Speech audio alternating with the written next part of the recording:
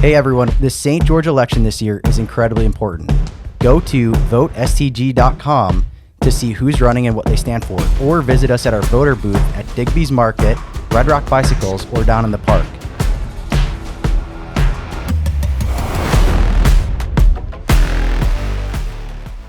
I have heard so many, because I worked with nuclear when I was in PG&E, and I worked with nuclear back in Florida.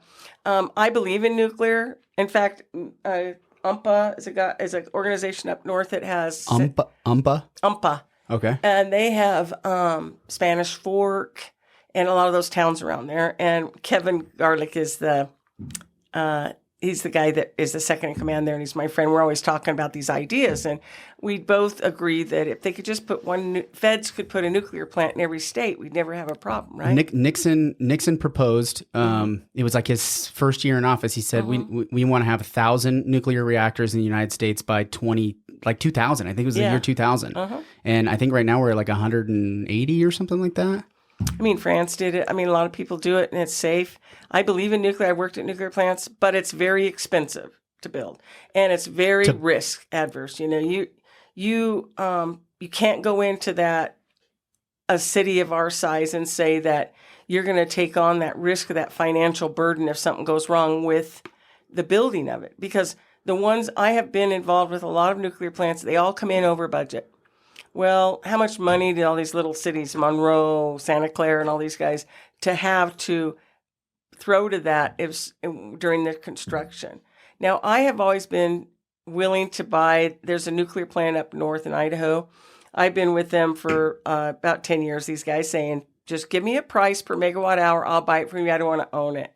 Because my city can't take that risk. I can't say that the burden of an overrun of $50 million that I want St. George to take that burden. So the mayor of Hurricane, when I interviewed her, she brought up the Wyoming nuclear power facility, and that I think she said, Jeff, maybe you remember, that they went in as an owner of it. Yep. But St. George chose not to be an owner, and it's along these lines. Is that exactly why? The same thought? Exactly why. First of all, it's very expensive power, but developers of this. What's the megawatt per hour cost of nuclear? Well, this particular plant I think it's up to about $120 a megawatt hour.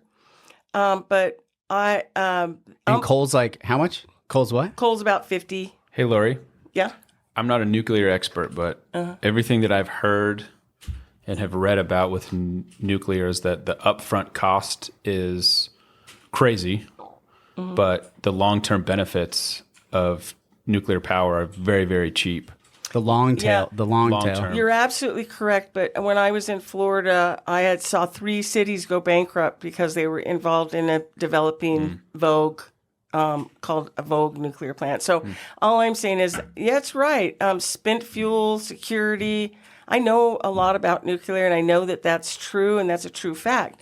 And that's why I'm saying that for a guy that can afford a Volkswagen to go out and buy a Mercedes because it's going to last him longer can you afford it?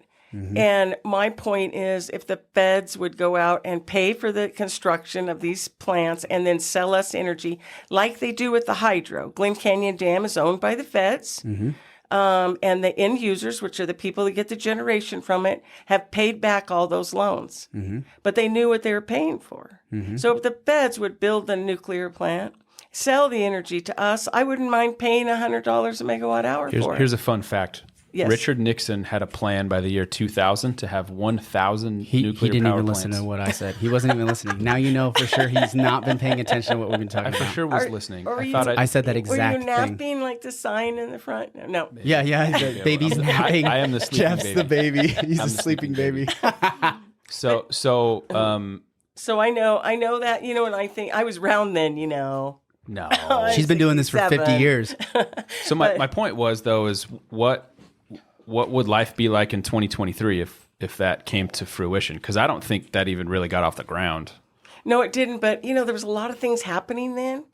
And then you had Chernobyl- Chernobyl happen, Yes, and then you had a 3 Mile Island. 3 Mile Island. super close to together, but that's old technology. The new technology is really safe. It's small modules. They've never built one yet either. So at least, but it looks good. I've been through all the information on it. I've talked to the developers and stuff of that project. In fact, I'm really good friends with the guy that's developing that project. I believe in the project.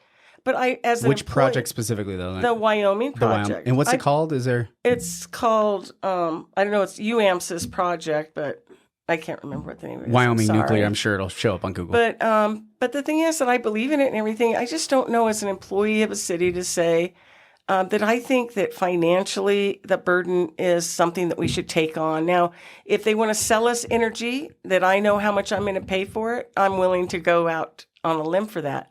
But as long as it's, hey, I'm going to build this, it might cost you this much. We'll see at the end how much it costs you and come with a big bill at the end for me to pay, the city to pay. I don't think I could do that. It would be too much risk for me.